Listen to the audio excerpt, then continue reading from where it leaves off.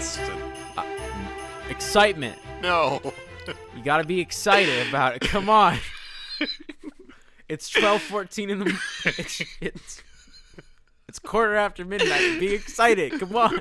I'm Austin. I'm Quintin. This is XMAS movies. The podcast where we talk about Christmas classics that aren't exactly classics. Today, this morning, early morning, we are talking about Eyes Wide Shut. Today was another double feature day. We watched Gremlins, recorded that episode, got dinner, and started Eyes Wide Shut. We finished it about 7 minutes ago. We were very tired. Oh my god, this movie. Holy. Okay.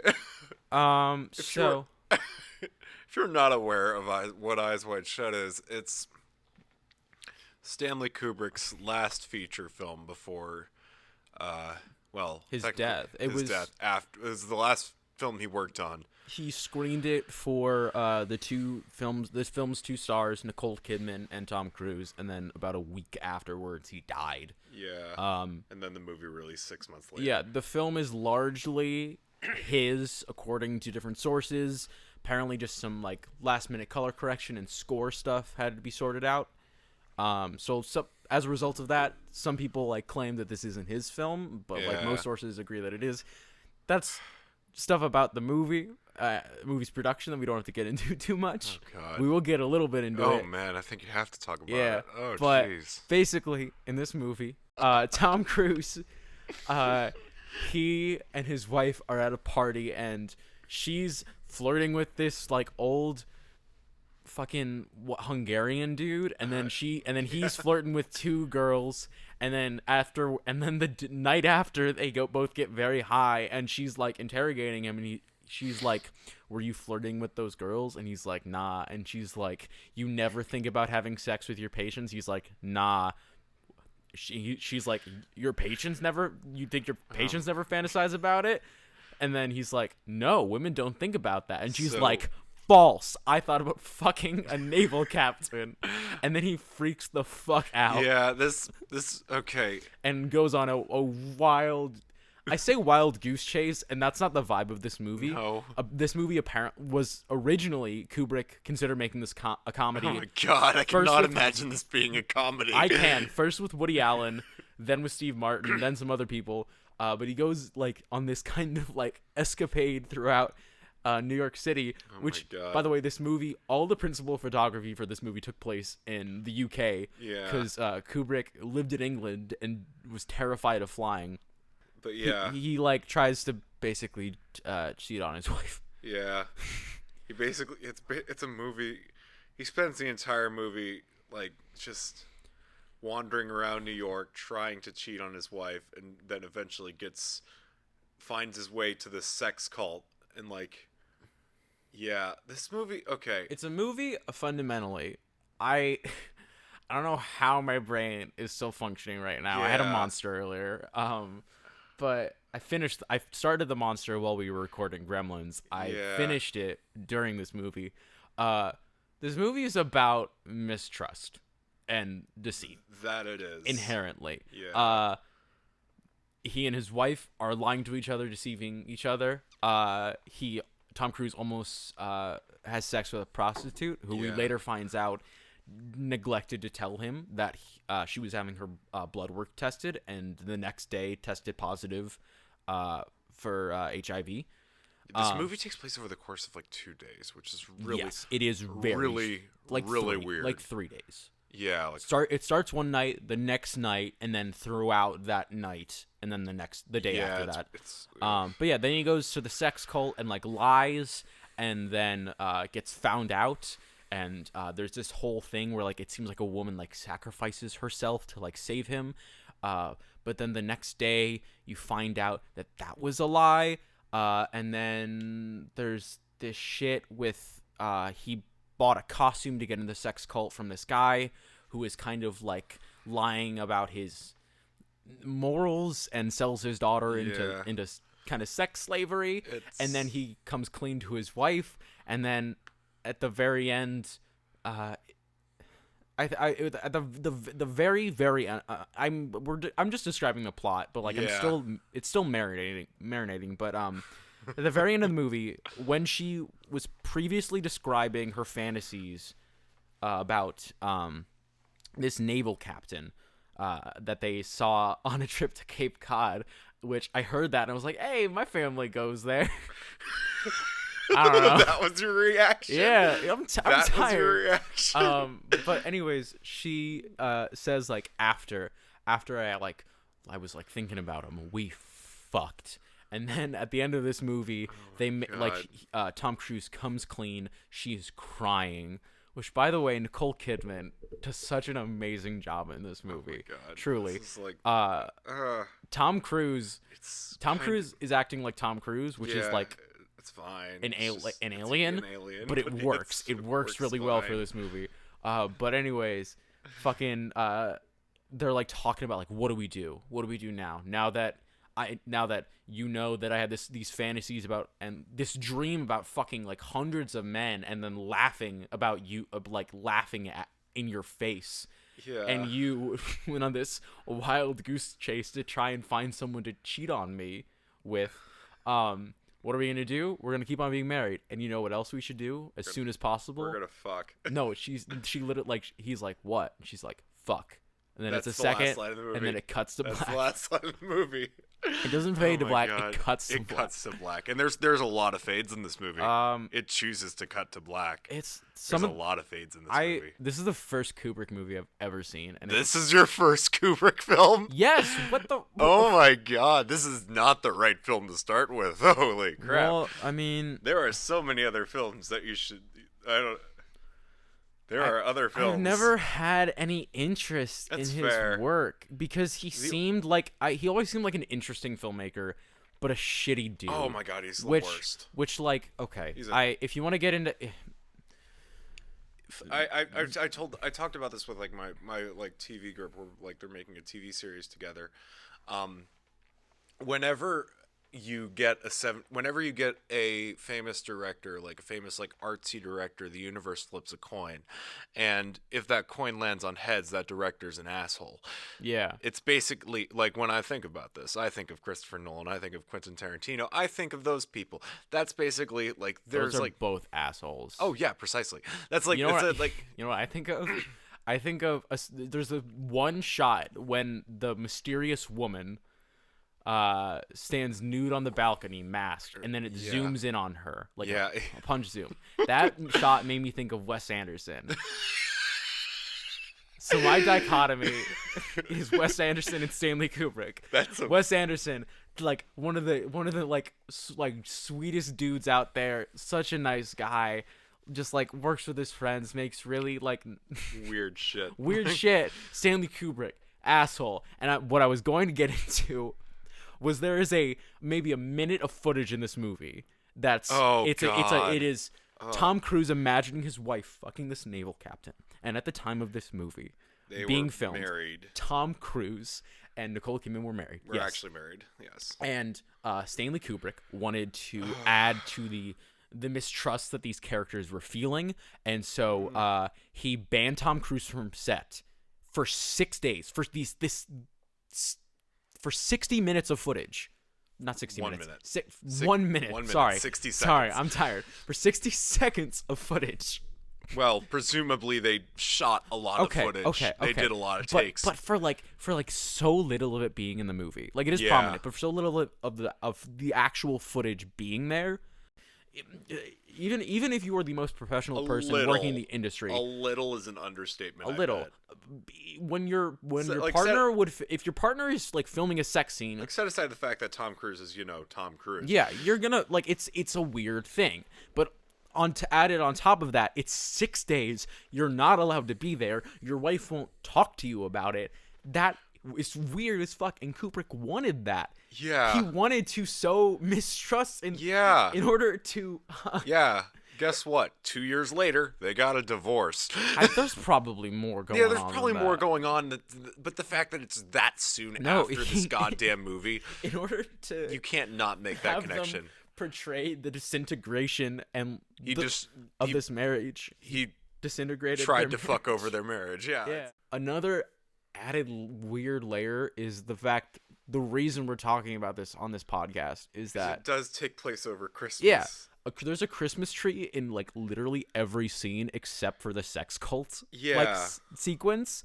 Because I think I've like looked at it, people have analyzed this movie to death. We got to talk about this movie as a Christmas movie. That's our bag. Yeah. That's our niche. That's the point of. That's our niche. That's our area of expertise. This is the first year we're doing this, Quintin. That we released. That I released. You have no access to my hard drive. What? Maybe there's a decade of this. A decade of Xmas movies. I've gone through every Fringe Christmas classic. Oh God. I'm just now getting to Eyes Wide Shut. I'm just now getting to Gremlins. Oh God. Okay. This movie isn't a Christmas movie. This is the first movie that we've watched that I would say it is not a Christmas movie. I would agree with that. I think Christmas, I would say Christmas serves the purpose Christmas serves in this movie. And I think the reason that it has like there's a Christmas tree in every shot that like is not like kind of tied to Tom Cruise's like weird existential journey is like the Christmas is supposed to be like the reality is like what is 100% undeniably real. Christmas, that's like that's kind of a key into that. Yeah. Kubrick chose Christmas for a reason. I don't think Kubrick would have done. I'm not arguing that Kubrick is some sort of like infallible genius, because I think like when you look at his work, he does know what he's doing. But I'm not saying that obviously he's not a good dude, and some of the ways he makes his films are undeniably morally wrong. Everything that he does is for a reason. So setting it at Christmas is like obviously done for a specific reason. That can be as like minor detail of that's the time they were shooting and it's a very cool aesthetic, or as like a story thing. But I think and I do think it was for a story reason, but I don't think it's I think the way that it's presented isn't as like it isn't as vital to the story. No, it's not really vital. I've looked at least I was watching this and I'd read a lot about this movie, so I was trying to develop my own thoughts about this movie, specifically it being set at Christmas. However, like I couldn't divorce my mind from the interpretations that I had read. I think he's using it as a framing device more than to say anything. I think what I'm trying to say is people have tried to theorize that he is using it to comment on the nature of Christmas in relation to like relationships, and I think that's why people like are saying like, oh, it's like a Christmas movie for grown-ups, because it's all about like the emptiness of relationships and like how at the end of the movie like they both like essentially have like thoughts and or attempt to cheat on each other, and then they're like, we're fine, let's just fuck, it's whatever. It's like that's a weird thing. And it's like this weird antiquated notion with relationships. I don't know, was it, I think it was in this movie, where like someone said like, I think it was the Hungarian guy, I'm gonna do a really bad Hungarian accent, it's probably gonna sound French. He was like, oh. Yep, already. if you want to be in a marriage, you must lie to your significant other. Yeah. And it's like, no. Yeah, no. That's not how any relationship, romantic or otherwise, that's not how any works. Good relationship works. No, that's how relationships fall apart. Yeah. And maybe that's what Kubrick's trying to talk about. But yeah, if he's trying, he's failing. At least in being overt. I don't know. It's late. Maybe we're just not. Maybe we're missing something. But it is a movie for me that is using Christmas to talk about relationships and it's not talking about relationships during Christmas. I think it's using Christmas to kind of frame itself and like talk about relationships, whereas in the other movies it felt much more like it was pushing relationships through Christmas. Yeah. Does that make sense? Yeah, I feel like I would even go as far to say that he chose Christmas as primarily just an aesthetic choice. Oh yeah, that's another thing that I probably should have. That probably been the first thing I mentioned. Kubrick really liked using like on-set lighting, so it's very possible that he just wanted to use on-set lighting. Christmas lights are great. They're really good for lighting, but like it makes sense. It would make sense then for just a director like Kubrick to set their entire film at Christmas so they could have an excuse to use this kind of lighting, which like it's fine. That's perfectly fine. I'm a cinematographer major, all for that shit. But like, if you can, any excuse to use cool lighting is generally a good excuse. But I will say that like as a Christmas movie, this is not. This is at the bottom of the list. I would even say it's not on the list. This isn't a Christmas movie. I'm part you of can't me, argue that it's no, not on the part bottom of me of the wants list. to say that it's above Jingle All the Way. It's not above I have a Jingle All the vendetta Way. against that movie now, but It's not above Jingle All the Way. no, because Jingle All the Way. At least it tries, damn it. At least it has the funny, iconic scenes. At least it has the weird shit. Okay. At least it tries to make some commentary on capitalism. Okay. Even if it fails, it's still trying. Okay, in terms of quality of movie. Oh, this is better than Jingle All the Way, 100%. This but like, is in terms one of of this Christmas is like movies, no. Yeah, fuck. But I would say this is definitely one of I quality of movie. This is quote better. Yeah. But like I would say that this is not a movie Listen. I would want to watch again. I just wanted to. You want to say that it's more of a Christmas movie than Jingle I want Jingle All the Way to be the bottom, which is so sad because I used to watch Jingle All the Way all the time. Yeah. But no, this is bottom of this is the the least bottom. Christmassy movie. 100%. I At this don't point. know how he didn't. At this point, I don't know how I didn't expect that. yeah, I don't. Yeah, I went into this expecting this to be at the bottom, at least from what I was like seeing. I was like, I've heard nothing about this being discussed as a Christmas movie. I've only heard the things about the sex cult. I've heard